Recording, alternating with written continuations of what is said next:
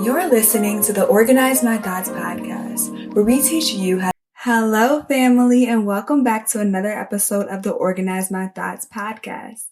On today's episode, we're going to be talking about information hoarding.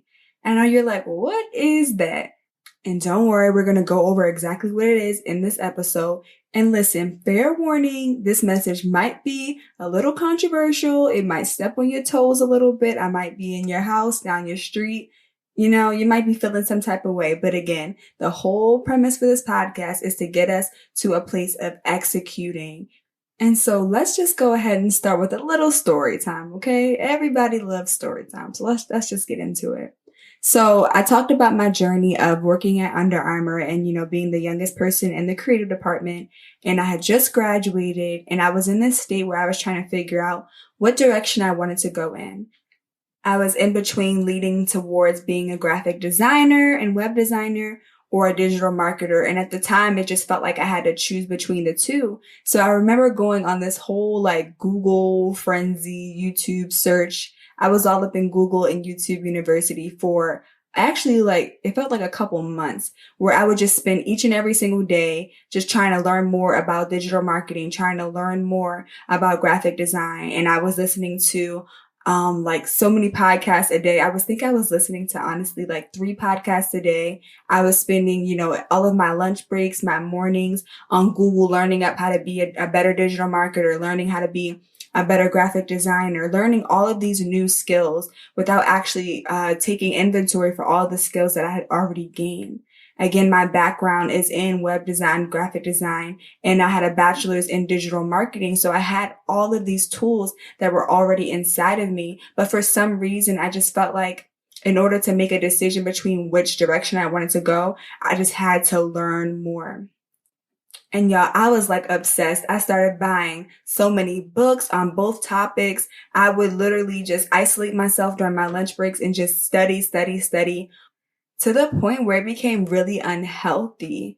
I began to have so much information in my head that I would have headaches every day. I would be so exhausted that I couldn't even focus on, the task at hand. And I felt kind of disconnected. It was so much information. Y'all know how it feels to be on Google looking at one thing and then you end up on this whole rabbit hole and then you have all this information in your head and you're like, okay, what do I do with this?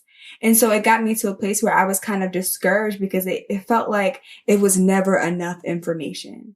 It was never enough information to make me feel secure in, the gifts and the information that I already had in order to make something of it or to do something with it. It felt like I was in this competition with myself to have to learn more as much as I could so I could prove that I was qualified to do, what I was supposed to be doing. And at that time, it was starting a business and it was also pursuing a role of a digital marketer in a corporate setting. But as I took some time to just sit back and just really think about, okay, what am I going to do with all of the information that I have learned? I've got notebooks and notes full of all of this information. I've got the latest research and statistics. I've got all of these ideas written down that I could do with all of this knowledge, but I did not move forward on any of it. I sat on all of that information for months. And you know what I did? I just kept learning more. And don't get me wrong, there's nothing wrong with learning, but at some point we have to come to the realization that we've learned enough to do something with what we've learned. I'm going to say it again. We've learned enough to do something with what we've learned. All of this information that we've been collecting, all of this information that we have stored up does us no good if it doesn't leave our minds. Remember, we talked about how the richest place in the world is the graveyard. People are dying with all of this information, all of these notebooks and journals full of research and ideas, and they aren't doing anything with it. So they're basically information hoarders. And so just to get into the definition of what it actually means to hoard means to reserve in the mind for future use. Again, it means to reserve in the mind for future use. Another definition is to amass money or valued objects and hide or store away. Now, I just want to spend some time just breaking down the first definition, which says to reserve in the mind for future use. And I want to point out the word reserve because often we think of the word reserve, we don't think of it in like a negative context. When we think of something, reserving something, we think of putting it away or, holding it because there's something special there. You might think of like reserved seating, which feels more like luxury. So it doesn't always have a negative connotation to be hoarding or reserving something because we really believe that what we are, withholding is of value. But the real issue lies in not revisiting it for future use.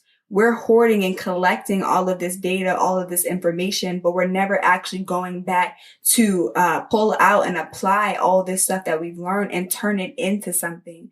Use it to execute a project. It's just sitting in there. It's just amassing. And it says, the second definition says to amass money or valued objects. All of the information that we've collected, all the information that I collected during that time of, trying to figure out if I wanted to be a digital marketer or a graphic designer, all that information was valuable.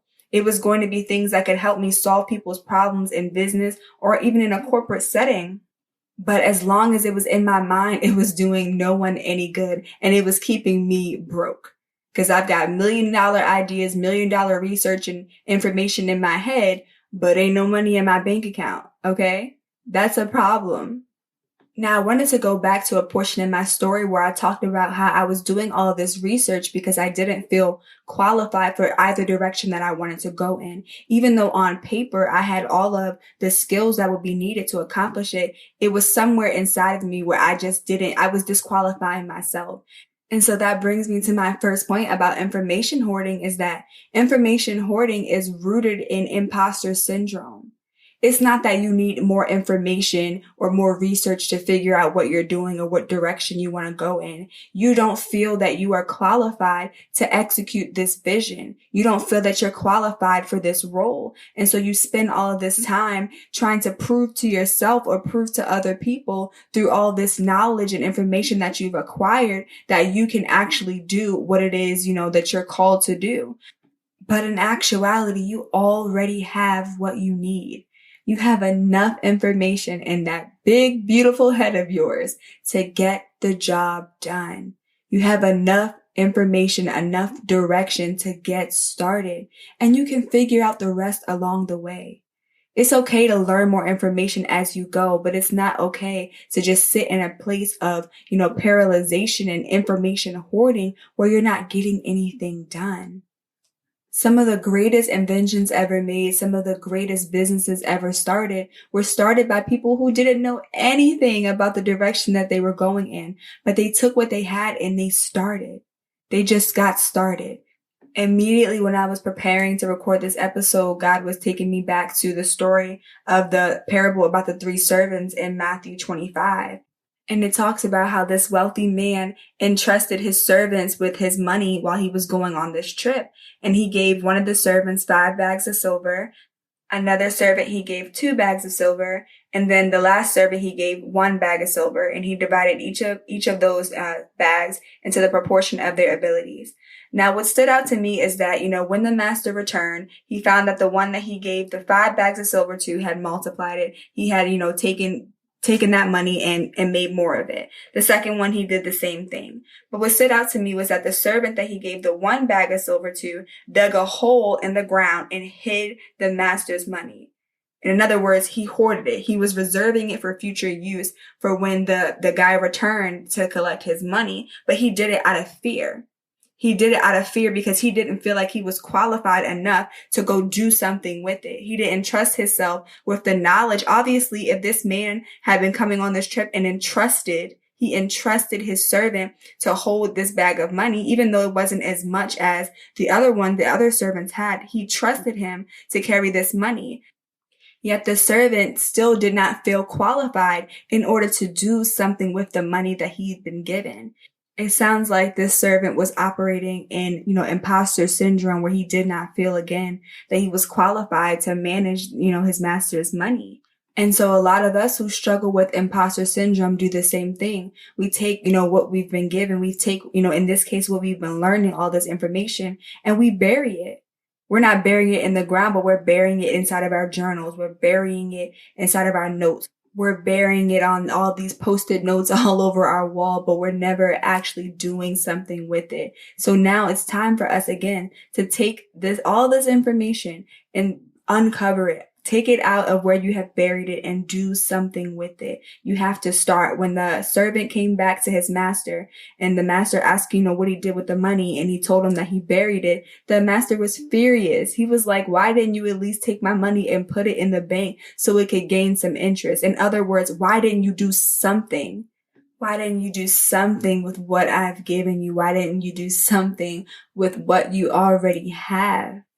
And so the master basically tells the other servants to take the one bag of silver that he had given to the servant and give it to the man who had taken his bags of silver from 5 to 10. And then he goes and says, to those who use well what they are given, even more will be given, and they will have an abundance. But from those who do nothing, even what little they have will be taken away. What you have, what God has given you, all of this information, all of this revelation that he's been giving you to start this idea, to execute this thing. Imagine how you would feel if God just took all that away because you were sitting on it. Because you allowed imposter syndrome, the lies of the enemy, to be in your head trying to disqualify you or cause delay in you executing this thing. Imagine if God just was like, okay, you know what? I'm going to take all that stuff that I gave you and just give it to someone else. I know we have all personally felt the frustration of seeing somebody execute an idea that God had given us. And then we're mad and we're beating ourselves up like, dang, like I should have just done something. I should have done that. That's supposed to be me. And it still can be you, because we know that, whatever ideas God has given us, that no one can execute it the way that we can. And so we just have to remember that what we have that's stored in our journals, what we have that's stored in our minds is of value. It's of value, and we need to treat it as such. So now I ask you, what have you been sitting on? What has been in your journal and your notes in the back of your mind that you have been sitting on, that God is calling you to do something with? How long are you going to search for information to validate you into doing something that God has already qualified you to do? You don't need any more research. You don't need any more information. You just need to move. He already trusts you enough to place it in your hands. He led you down this pathway of collecting and storing up all of this information so that you can execute. He already trusts you. He already qualified you. He's already laid out your plans. All you have to do is make a step. Joyce Meyer has this amazing quote, and it says, "Do something lest you do nothing." And honestly, it costs us a lot more sitting on this information than it ever does the risk of just doing something and moving forward in the direction. All you need is a step. One yes is a brick. Brick by brick, yes by yes, you continue to build the vision. So if you've been guilty of making excuses as to why you can't start, hiding behind research and information, buying new journals to collect data and information to add on to the ones that you already have. I'm talking to myself now. Your girl loves a good journal from TJ Maxx or Target. Okay, let me get back to it. If you find yourself just saying any of those things or being in any of those places, then it's time to stop information hoarding. You are sitting on money, my darling. Sitting on money, sitting on someone's breakthrough, sitting on the next big thing. Okay. So now your question is like, okay, that's me. You caught me. So how do I get out? How do I stop information hoarding? Well, I'm glad you asked. Okay, that was corny, y'all, but for real, here are the steps. Just 2 simple steps. Step 1 is to take inventory of what's been in your head. Go through your journals. Open your journals and see what is the one consistent thing that you've been collecting research on. The second step is to start with one of those projects and just go forward with it. Get laser focused on that one task, on that one idea, and take it all the way to completion. Don't work on anything else until you finish this task. That's it. 2 simple steps. Take inventory of what's been in your head. pick one project and go forward with it. I know y'all was looking for something complicated because we like to overcomplicate tasks. And that's actually a form of procrastination, is overcomplicating tasks due to fear. But we're not doing that anymore. Say it with me. I don't care who's around you. Say it with me. Everything that I have in my hands is all that I need. Everything that I have in my hands is all that I need. Say it as many times as you need to. Say it in the morning, say it in the midnight hour. Just say it over and over and over again until it gets in your head, till it gets in your heart. You are enough. You have enough, and you can do it. This wraps up another episode of the Organize My Thoughts podcast. Thank you all so much for listening through. Make sure you take a second to hit the subscribe button and leave a rating or review below so that more people can find the show. Also, if you're someone who feels like you just need accountability in executing your vision, on staying on top of all of your projects, and really just overcoming whatever mindset block that you have, I do have an online community called the Doers Community, where we will receive bi-weekly accountability calls, monthly teaching sessions to help you increase your productivity, overcome mental blocks, and really strategy to help you get more things done. You can learn more about it at organizemythoughts.com. And you can try it for free for 2 weeks. Again, that's organizemythoughts.com, or you can click the link in the show notes. That is it, and I will see you all on the next episode.